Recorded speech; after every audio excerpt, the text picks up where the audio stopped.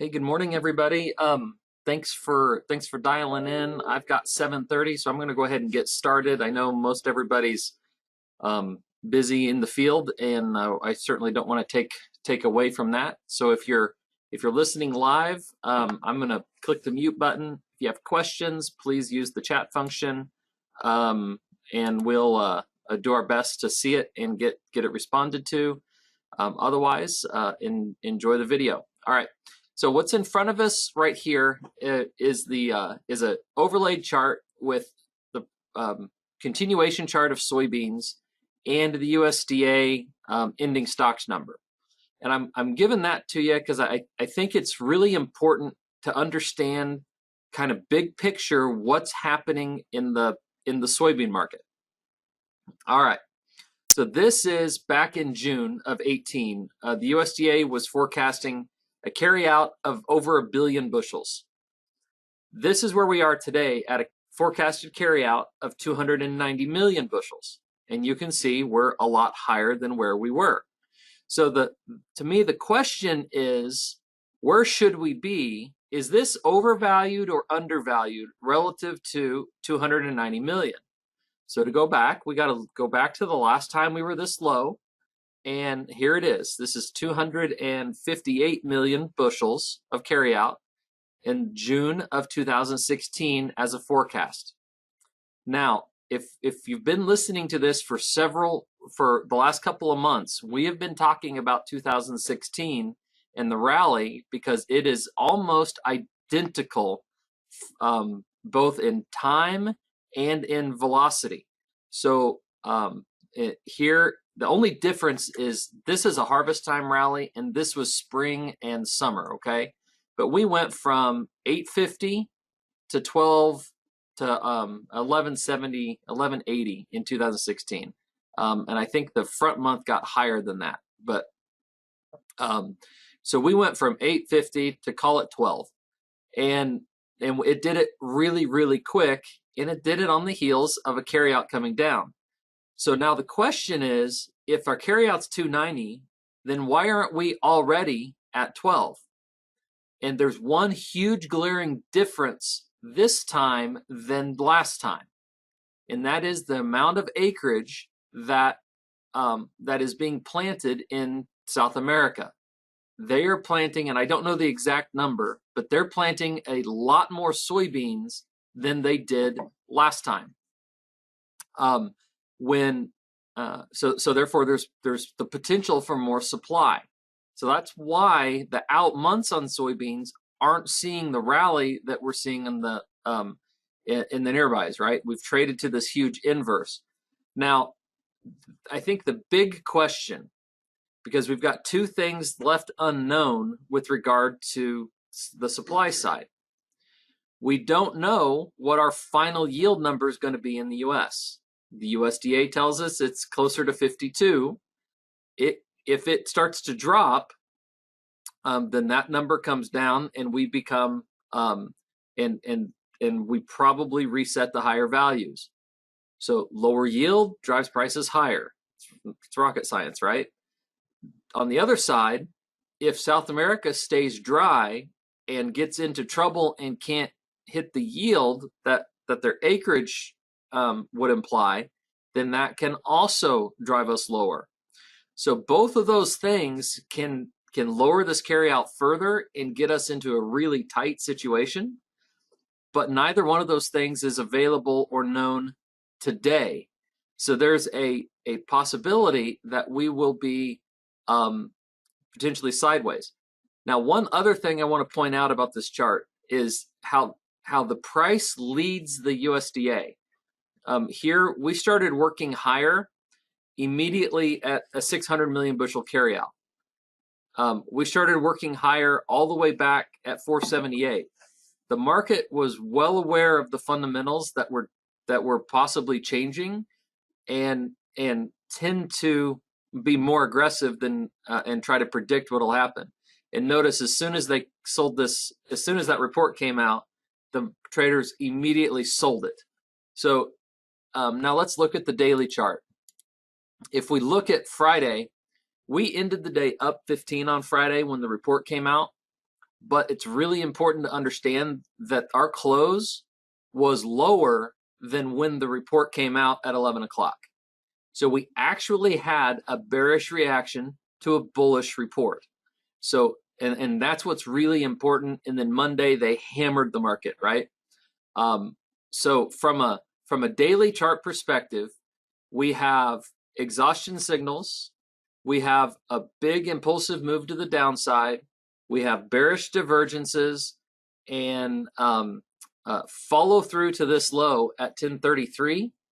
I think would confirm that at least a short-term top is in. We're trying to rally it back up just a little bit the last couple of days. If you're following the volumes are significantly below where they were on the big day here and on the up move. So yesterday and so far today, I would say that these are corrective days, and we're kind of testing to see if we're going to ignite more buyers. It's definitely not out of the question that it can go higher. I mean, there's the market can do whatever it wants, but from these levels with this setup, it seems like this is a much more likely move to the downside than anything else. So my read on this, and I think the best call, is that we're sideways. We're sideways from 988 to 1075. We've got a dollar range. I would guess that will contain the price action for at least a month, if not a little bit longer, until we confirm just what the yield is. I don't think we're gonna take out these. I don't think we're gonna take out this level here, and I don't think that we're gonna trade back lower. I think something has to change in order to warrant that. But are we going to go straight to 12 bucks? I don't think so yet, not with this setup. Now, I'm going to contradict myself just a little bit by looking at the weekly chart here, okay? Because as bearish as the daily chart is, the weekly chart is still actually really bullish. We're tracing an inside week. Even though we've had this huge down day on Monday that traded over 40 cents, we still have an inside week. We're flirting with all of the support levels back in here, and traders could decide to put it up on top of this support level and take us on higher yet this week, even to hold these levels. The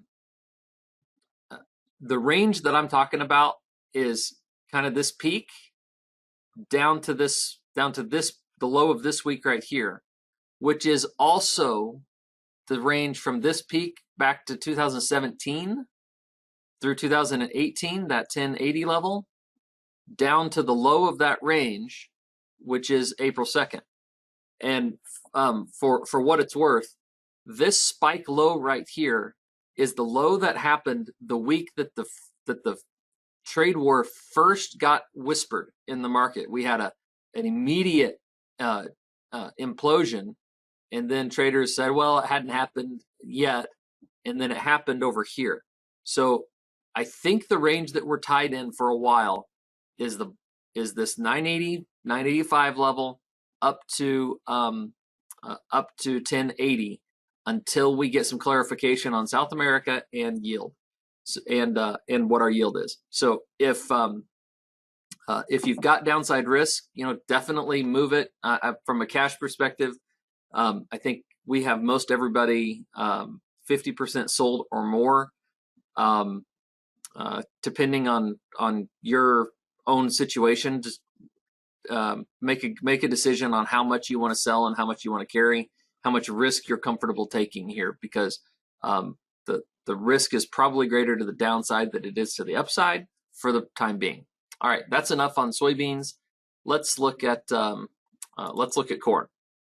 All right, corn is in a very similar daily setup to soybeans. Here is Monday. We have a new high at 399 and a quarter, and then we immediately traded lower. So we had a hook reversal. We've got bearish indications in both at this peak and at this peak. We've got bearish divergences on our oscillators. Everything about this chart tells us that that high is probably the high for at least the short term. And if we extend it higher, that would be a selling opportunity, unless something radical changes with the with the fundamentals. I kind of view 377 as a line in the sand. If it's able to break these lows, then I think that would certainly confirm a top, but we could just be range bound too.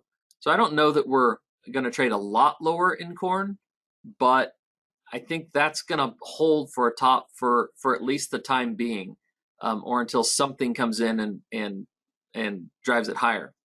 That something could very easily be China. There's a lot of whispers running around of China buying 20 million tons of corn. That is about 750 million bushels. So that would definitely change that chart pattern real quick if they came in and did it. But for now, I think the best read is that's a peak, and we're gonna come test something lower. I don't want to depress or scare anybody, but that open gap right there is still there, and corn has an overwhelming tendency to fill its gaps. So a trade back down to 345 is absolutely not out of the question, and could happen pretty darn quick if the market decides it's going to do that. Now, if that happens and soybeans, the yield comes down and soybeans don't break with it, then we will definitely be looking to re-own as much as we can possibly re-own on that break. But anything from 345 to 360, anything in that zone, I think would be a buying opportunity, not a panic moment, as we gear up for the acreage battle that's coming up in July. So I think everything is pointed towards soybeans. If soybeans continue, and let's just think strategy for a second, as we trade through the winter and we get ready for next year, I think all eyes are on beans. If beans need to be higher because our carryout's too tight, then their upside potential is going to be decided by corn, because corn competes with acres for it, right? If corn decides to give them up by not rallying, then that's going to be a lid on bean prices.